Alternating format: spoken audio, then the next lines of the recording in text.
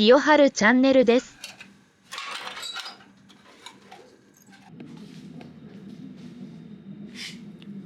今回の清春チャンネルは石油ファンヒーターを修理します。順調に修理していたのですが、最後の最後に失敗をやらかしてしまいます。どうぞ最後までご覧ください。ものは大日工業のブルーヒーター FW37 デラックスです。2012年式です。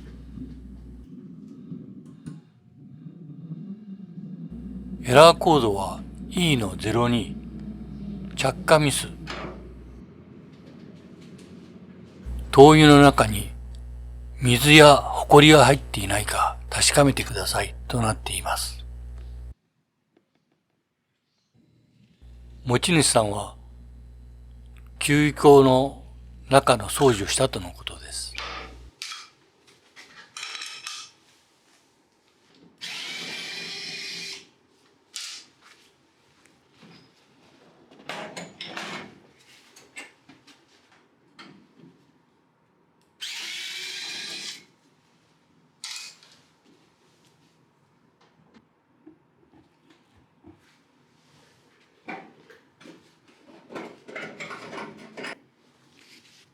そこでネットの情報では着火ヒーターの白いスラッジがたくさんつくとエラーを起こすことが多いということで、このスラッジを磨いていきます。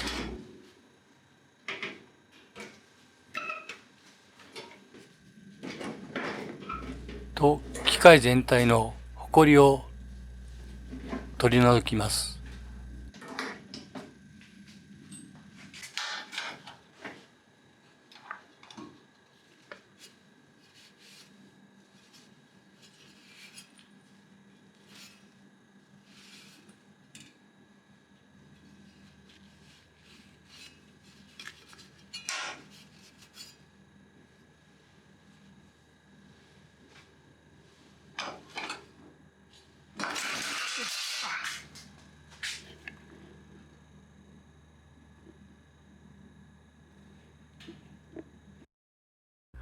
これは燃料タンク内です。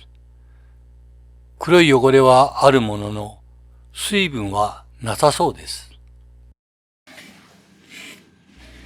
中をペーパータオルで拭き取ります。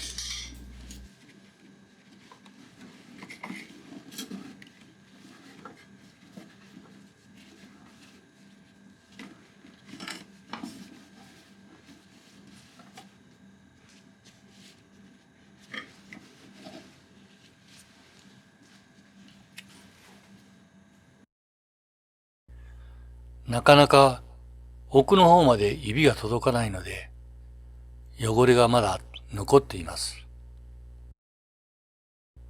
水滴が一箇所確認できます。もう一度ペーパータオルを針金の先につけて中を拭いてみます。奥の方の黒い汚れがこれで取れたと思います。まあこのくらいの汚れなら大丈夫でしょう。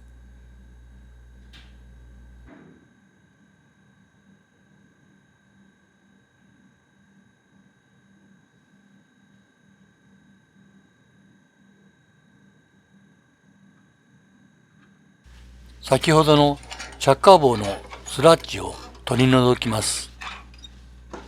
この着火棒が外れるタイプがあるようですが、この機種は外れないので、このままミニルーターのサンドペーパーで磨きます。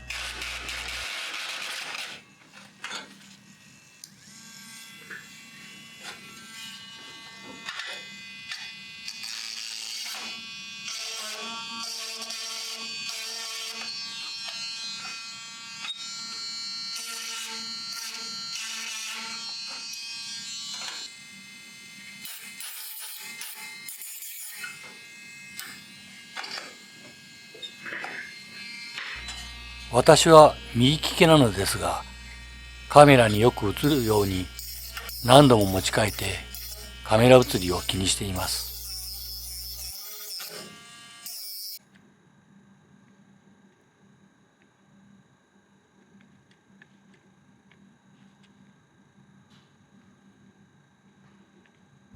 ご覧のようにある程度磨けたので、これでよしとします。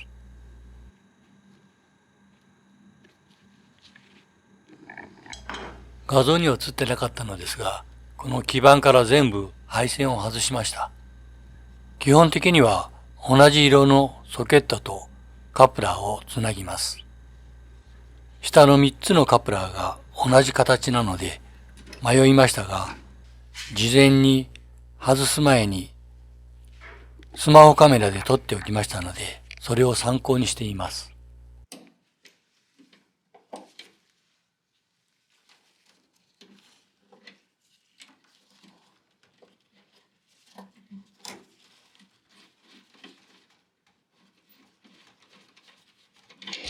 最後に燃料ホースの通りを良くしておきます。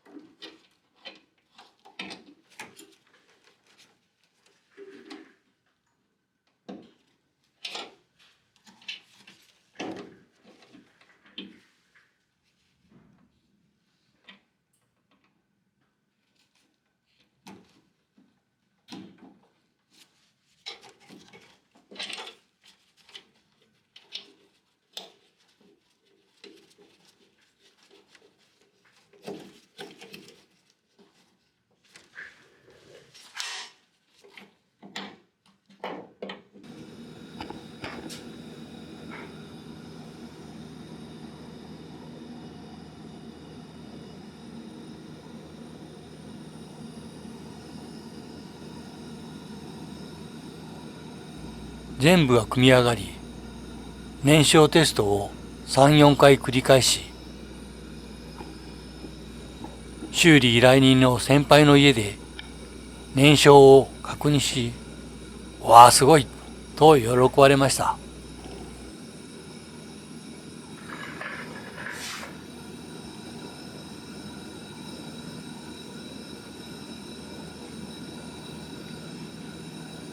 ところが3日後に先輩からまたエラーコード0302が出て、着火せんでもう一回修理してみてもらえますかと連絡がありました。ほら、見よ。気安く引き受けるけん。私は知らんで。直しきるんかえ？私は寝るよ。そこでネットの情報からヒーターポンプ内のカーボンが溜まると故障になることが多いというのです。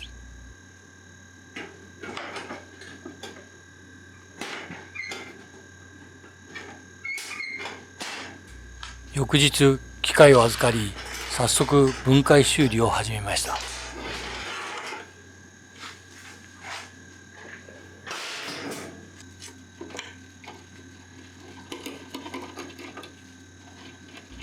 2度目の分解なので、順調に燃料パイプを外し、ヒーターポンプの分解にかかります。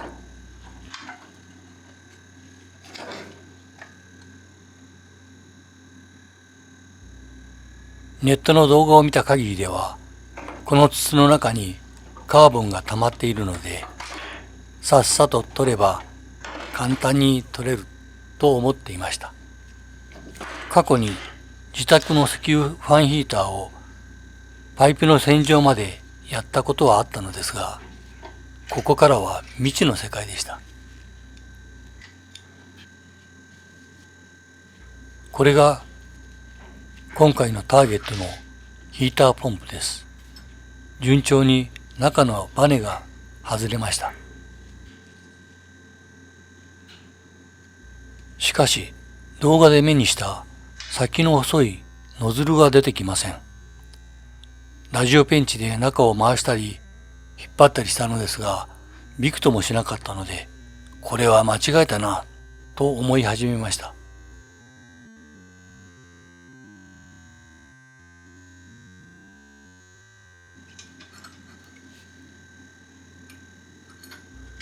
どうも取れそうにない。中を覗き込んでは考えています。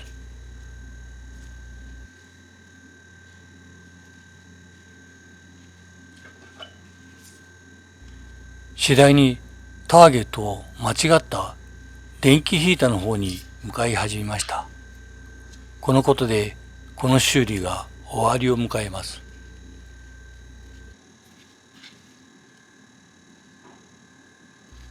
このヒーターを力ずくで回そうとしたので、絶縁体がボロボロと落ち始め、白い粉が出てきました。これは他人の家の安全に関わることで、このファンヒーターで火災を起こしては大変と思い、これで修理を断念しました。今後の自分の知識のためにヒーターを切断してみましたが、中はニクロム線が巻かれただけのものでした。そしてどうしてもヒーターポンプのノズルのカーボンを確認したくて、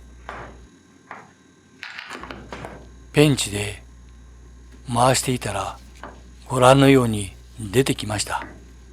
カーボンだらけのノズルです。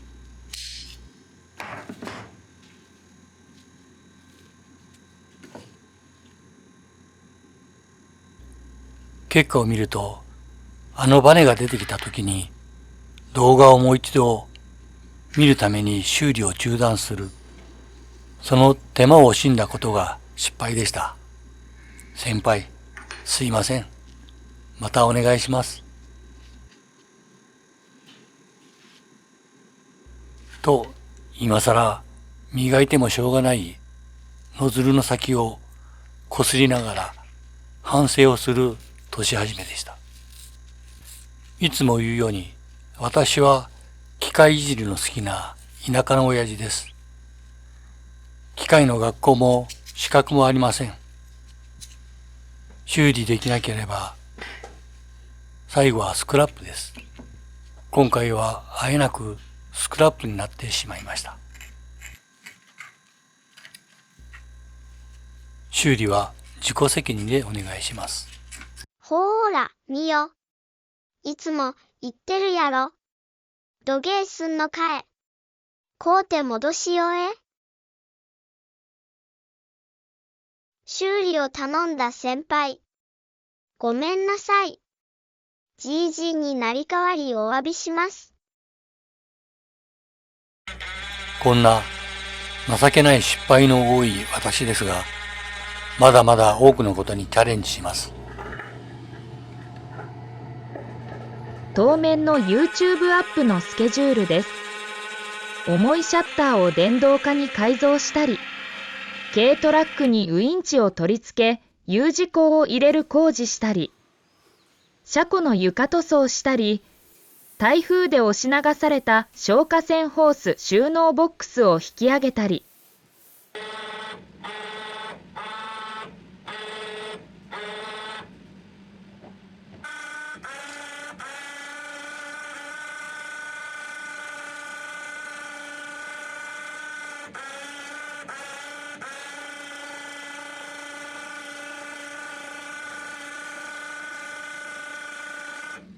まだまだラジコン草刈り機の画像もあります。これからも清春チャンネルをよろしくお願いします。